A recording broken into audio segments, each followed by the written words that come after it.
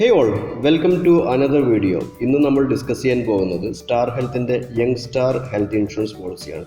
എന്താണ് young star health insurance policy? അതിൻ്റെ പേര് സൂചിപ്പിക്കുന്നത് പോലെ തന്നെ ഈ ഒരു പോളിസി ഡിസൈൻ ചെയ്തിരിക്കുന്നത് യങ് ആയിട്ടുള്ള ആളുകൾക്ക് വേണ്ടിയിട്ടാണ്. അവർക്ക് മാക്സിമം ബെനിഫിറ്റ് കൊടുക്കുക എന്നുള്ള ഉദ്ദേശത്തോട് കൂടിയിട്ടാണ്.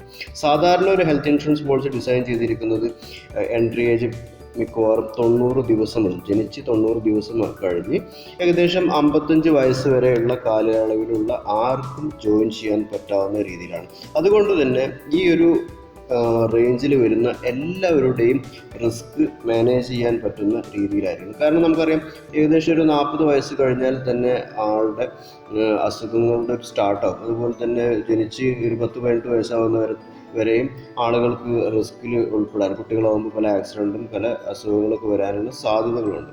അപ്പോൾ ആ ഒരു ഡേറ്റ് റേഞ്ചിനെ പുറത്തു നിർത്തിയിട്ട് ഈ ഒരു 18 വയസ്സും 40 വയസ്സിനും ഇടയിലുള്ള ആളുകൾ ജോയിൻ ചെയ്യുകയാണെങ്കിൽ അവർക്ക് മാക്സിമം ബെനിഫിറ്റ്, ഒരു ഇൻഷുറൻസിൻ്റെ മാക്സിമം ബെനിഫിറ്റ് അവർക്ക് കൊടുക്കുക എന്നുള്ള ഉദ്ദേശത്തോടു കൂടി ഡിസൈൻ ചെയ്തിട്ടുള്ള ഈ പോളിസി തീർച്ചയായിട്ടും ഇൻഡിവിജ്വൽ ആണെങ്കിലും അല്ലെങ്കിൽ കുടുംബം ആയിട്ടുള്ള ആളുകളാണെങ്കിൽ പോലും അവർക്ക് ഇതിൽ ജോയിൻ ചെയ്യാൻ പറ്റാവുന്ന ഒരു പോളിസിയാണ്.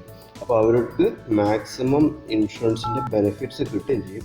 അതോടൊപ്പം തന്നെ ഇൻഷുറൻസ് കമ്പനിക്കുള്ള റിസ്ക് കുറവായ കാരണം പ്രീമിയത്തിലായാലും ബെനിഫിറ്റ്സിലായാലും വളരെ നല്ല രീതിയിൽ ആളുകൾക്ക് പ്രൊവൈഡ് ചെയ്യാൻ കഴിയും.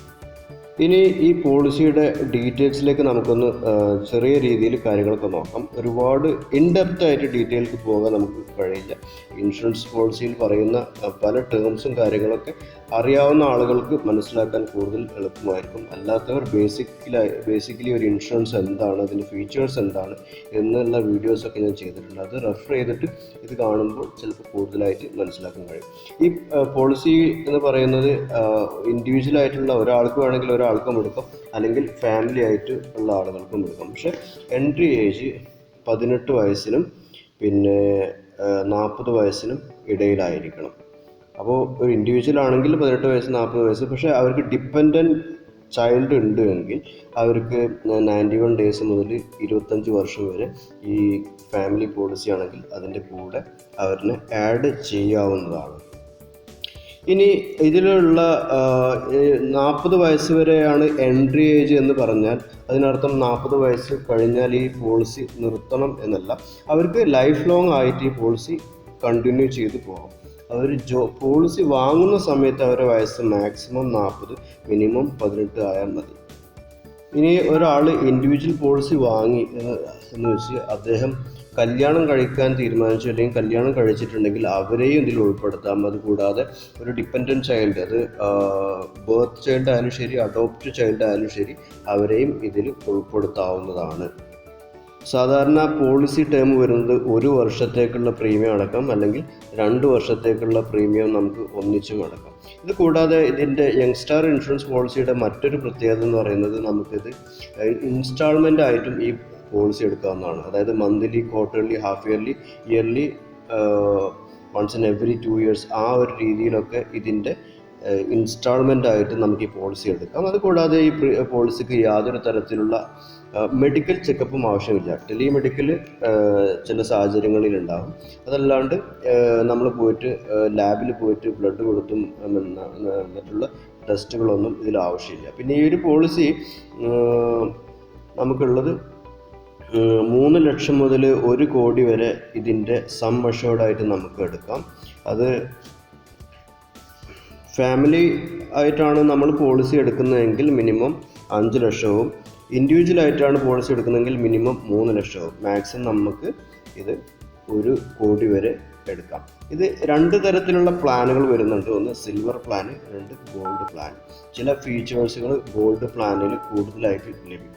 ഇനി ഇൻപേഷ്യൻ്റ് ഹോസ്പിറ്റലൈസേഷൻ ബെനിഫിറ്റ് വരുന്നത് സിംഗിൾ ആയിട്ടുള്ള പ്രൈവറ്റ് റൂം നമുക്ക് എടുക്കാം. ഇതിൽ ICUവും ഡോക്ടർ ഫീസും ഡയഗ്നോസ്റ്റിക് ടെസ്റ്റും ഡ്രഗ്സും മെഡിസിനും എല്ലാം ഫുൾ എമൗണ്ട് ആയിട്ട് കവേർഡാണ്. എല്ലാ തരത്തിലുള്ള ഡേ കെയർ ഫെസിലിറ്റീസും ഇതിൽ കവേർഡാണ്. പിന്നെ pre and post hospitalisation expense ഇതിൽ കവേർഡാണ്. പ്രീ ഹോസ്പിറ്റലൈസേഷൻ, പോസ്റ്റ് ഹോസ്പിറ്റലൈസേഷനൊക്കെ എന്താണെന്ന് അറിയണമെങ്കിൽ നിങ്ങൾ ബേസിക് വീഡിയോസ് കണ്ടിരിക്കണം.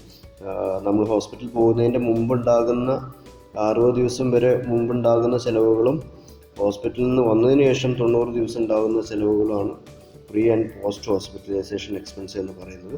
റോഡ് ആംബുലൻസ് ഇതിൽ കവേർഡ് ആണ്. ഈ മെഡിക്കൽ ഒപ്പീനിയൻ നമുക്ക് വേണമെങ്കിൽ ടെലിഫോണിലൂടെ ഒരു ഡോക്ടറെ അസിസ്റ്റൻസ് എന്തെങ്കിലും മെഡിക്കൽ കേസ് വരികയാണെങ്കിൽ നമുക്ക് എടുക്കാവുന്നതാണ്. പിന്നെ ഹെൽത്ത് ചെക്കപ്പിൻ്റെ ഫെസിലിറ്റിയാണ്. അതായത് 3 ലക്ഷത്തിൻ്റെ പോളിസി ആണെങ്കിൽ ഒരു ഇൻഡിവിജ്വൽ എടുത്തിട്ടുണ്ടെങ്കിൽ അവർക്ക് 1500 രൂപയുടെ ഹെൽത്ത് ചെക്കപ്പ് വർഷം തോറും ചെയ്യാനുള്ള ഓപ്ഷനുണ്ട്. ഫാമിലി ആണെങ്കിൽ മിനിമം നമുക്കറിയാം 5 ലക്ഷത്തിൻ്റെ പോളിസി എടുക്കുന്നവർക്ക് 3000 രൂപയുടെ ഹെൽത്ത് ചെക്കപ്പ് ചെയ്യാം. ഇൻഡിവിജ്വൽ ആണെങ്കിൽ 5 ലക്ഷത്തിൻ്റെ പോളിസിയിൽ 2000. അതിങ്ങനെ 10 ലാഖിനും 50 ലാഖിനൊക്കെ ആയിട്ട് അതിൻ്റെ മേലെ പോകുമ്പോൾ ആ ഒരു എമൗണ്ട് വാരി ചെയ്തുകൊണ്ടിരിക്കും. റീസ്റ്റോറേഷൻ ബെനിഫിറ്റ് അവൈലബിൾ ആണെന്ന് വെച്ചാൽ നമ്മുടെ 3 ലക്ഷത്തിൻ്റെ പോളിസിയോ അല്ലെങ്കിൽ 5 ലക്ഷത്തിൻ്റെ പോളിസിയോ എടുത്ത് 5 ലക്ഷം കഴിഞ്ഞിട്ടുണ്ടെങ്കിൽ വീണ്ടും നമുക്ക് 5 ലക്ഷം ഉപയോഗിക്കാനുള്ള ഓപ്ഷനുണ്ട്. പിന്നെ നോ ക്ലെയിം ബോണസ് നമുക്ക് 20% ഓരോ ഇയറിലും നമ്മൾ ഒരു തരത്തിലുള്ള ക്ലെയിം ചെയ്തിട്ടില്ലെങ്കിൽ 20% സം ഇൻഷുർഡ് നമുക്ക് അഡീഷണലായിട്ട് ഇപ്പോൾ 5 ലക്ഷത്തിൻ്റെ പോളിസി ആണെങ്കിൽ അതിൻ്റെ 20% എത്രയാണോ അത് രണ്ടാമത്തെ വർഷം നമ്മൾ ആദ്യത്തെ വർഷത്തിൽ ക്ലെയിം ഒന്നും ചെയ്തിട്ടില്ലെങ്കിൽ ആഡ് ആയിട്ട് വരും. അതങ്ങനെ ഓരോ വർഷത്തിലും ക്ലെയിം ഇല്ലെങ്കിൽ അങ്ങനെ ആഡ് ചെയ്ത് പോകും. പിന്നെ അഡീഷണൽ കവർ ഫോർ RTA എന്നുണ്ട്. റോഡ് ആക്സിഡൻ്റ് ആയിട്ട് നമ്മൾ എന്തെങ്കിലും ഹോസ്പിറ്റലൈസേഷൻ വന്നു കഴിഞ്ഞാൽ നമുക്ക് നമ്മുടെ സം ഇൻഷുറൻസിൻ്റെ ഒപ്പം വീണ്ടും വേണമെങ്കിൽ 25% അഡീഷണൽ കവറേജ് നമുക്ക് ലഭിക്കുന്നുണ്ട്. പിന്നെ സൈക്കാട്രിക് ആൻഡ് സൈക്കോമാറ്റിക് കേസുകളൊക്കെ കവേർഡാണ്. പിന്നെ ഇതിനൊരു സ്റ്റാർ വെൽനസ് പ്രോഗ്രാം എന്ന് പറയുന്ന ഒരു പ്രോഗ്രാമുണ്ട്. ഈ ഒരു പ്രോഗ്രാമിലൂടെ നമ്മളെ കൃത്യമായിട്ട് നമ്മളുടെ ഹെൽത്ത് മെയിൻറ്റെയിൻ ചെയ്യേണ്ട എക്സസൈസിനെയും അതുകൂടാതെ ഭക്ഷണ രീതികളെക്കുറിച്ചൊക്കെ പറഞ്ഞു തരും. ഇനി നമുക്ക് നേരത്തെ തന്നെ ഇതിൽ പോളിസിയിൽ ജോയിൻ ചെയ്യുകയാണെങ്കിൽ ഡിസ്കൗണ്ട് ഫോർ ഏർലി എൻട്രി എന്നുണ്ട്. നേരത്തെ തന്നെ പോളിസിയിൽ ജോയിൻ ചെയ്യുകയാണെങ്കിൽ അതിനനുസരിച്ചുള്ള ഡിസ്കൗണ്ട് ഇതിൽ അവൈലബിൾ ആണ്. ഡെലിവറി എക്സ്പെൻസും ഇതിൽ കവേർഡ് ആണ്. എന്ന് വെച്ചാൽ മാക്സിമം 30,000 രൂപ വരെ ഡെലിവറി എക്സ്പെൻസ് ഇതിൽ കവേർഡ് ആണ്. പക്ഷേ വെയിറ്റിംഗ് പീരീഡ് ഉണ്ട്. ഇന്ന് പോളിസി എടുത്ത് ഈ വർഷം തന്നെ ഒരു ഡെലിവറി ഉണ്ടെങ്കിൽ അത് കിട്ടില്ല. 36 months, ഫസ്റ്റ് ഡെലിവറിക്ക് 36 months, സെക്കൻഡ് ഡെലിവറിക്ക് 24 months വെയിറ്റിംഗ് പീരീഡ് ഉണ്ട്. വീണ്ടും ആകർഷണീയമായ ഒന്ന് ഹോസ്പിറ്റൽ ക്യാഷ് ബെനിഫിറ്റ് ഉണ്ട്. ഒരു ദിവസം 1000 രൂപ വെച്ച് മാക്സിമം 7 days നമുക്ക് ഓരോ ഹോസ്പിറ്റലൈസേഷനും നമുക്ക് അതല്ലെങ്കിൽ 14 ദിവസം മാക്സിമം ഒരു വർഷത്തേക്കും നമുക്ക് ഹോസ്പിറ്റൽ ക്യാഷ് ബെനിഫിറ്റ് എന്നുള്ള ഫെസിലിറ്റി ഇതിലുണ്ട്. ഇതിൽ വെയിറ്റിംഗ് പീരീഡ് ആണ് ഏറ്റവും അട്രാക്റ്റീവ് ആയിട്ടുള്ള കാര്യം. അത് യങ്സ്റ്റാർ ആയ കാരണം അല്ലെങ്കിൽ യങ് ആയ ആളുകൾക്ക് ഡിസൈൻ ചെയ്ത പോളിസി ആയ കാരണം ഇതിൽ സാധാരണ ഉള്ള അസുഖങ്ങൾക്ക് 30 days തന്നെയാണ് എല്ലാ ഇൻഷുറൻസിലും ഉള്ളത്. അതുപോലെ തന്നെ അത് ഇതിൽ സെയിം തന്നെയാണ്. ആക്സിഡൻ്റ് ആണെങ്കിൽ ഫസ്റ്റ് ഡേ തന്നെ കവേർഡ് ആവും. അതല്ലാണ്ടുള്ള ചെറിയ അസുഖങ്ങളാണെങ്കിൽ 30 days കഴിഞ്ഞ് കവേർഡ് ആവും.